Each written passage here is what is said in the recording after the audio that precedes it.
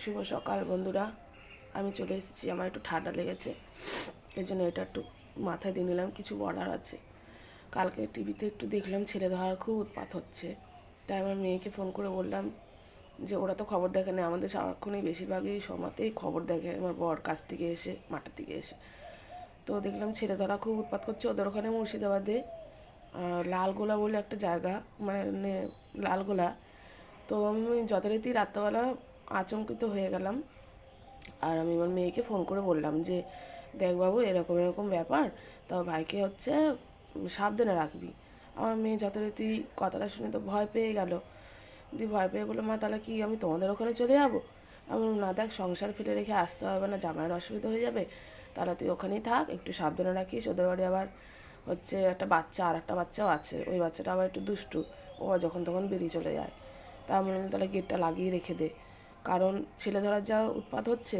তা আমি সেটা উদ্দেশ্যে বলছি আর কি, যে যাদের আর কি বাচ্চা টাচ্চা আছে তারা সবাই সচেতন হয়ে যাও। এরকম আশেপাশে অনেক অচেনা মানুষ ঘুরে বেড়াবে, কখন নিয়ে চলে যাবে তুমি হচ্ছে বুঝতেও পারবে না। এই জন্য একটুনি বাচ্চাদেরকে অন্য কারোর কাছে না দেওয়ার থেকে নিজের কাছে নিয়ে রাখো। নিজের কাছে কিছু হলে পরে অতটা, মানে সবাই চায় মারা যে বাচ্চার কিছু হোক না হোক, কিন্তু বাই চান্স যদি কিছু হয়ে যায়, এবার লোকের কাছে হলে পরে দেখবে সারা জীবন আক্ষেপ থাকে যায়। নিজের কাছে হলে পরে মনকে একটু বুঝ দিয়ে যায়, কিন্তু আমি বলবো না যে সেটা যেন হোক, কারণ সবার মার কাছে সবার হচ্ছে সন্তান খুব দামি। আমার কাছে যেমন আমার মা দামি, মার কাছেও আমি সেরকম দামি। এই জন্য তোমরা সচেতন হয়ে যাও। এরকম যদি কোনো অচেনা মানুষ চারিপাশে আশেপাশে ঘোরাঘুরি করে, তাদেরকে যেন চোখের মানে দৃষ্টি থেকে আলাদা করবে না।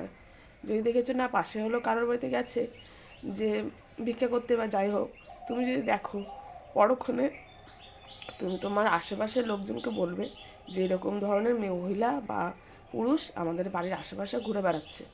তুমি দেখবা তোমার আশেপাশের লোকও সচেতন হয়ে যাবে, আর তাহলে তারা বাচ্চা আর নিতে পারবে না। সকালে সবাই ভালো থেকো, সুস্থ থেকো, সবার শুভ কামনা। আমিও ভালো থাকি, তোমরাও ভালো থাকো। আর আমার ভিডিও যদি তোমাদের ভালো লেগে থাকে, একটা কমেন্ট করে যাও, একটা শেয়ার করে দিও, আর একটা হচ্ছে তোমার লাইক করে দিও।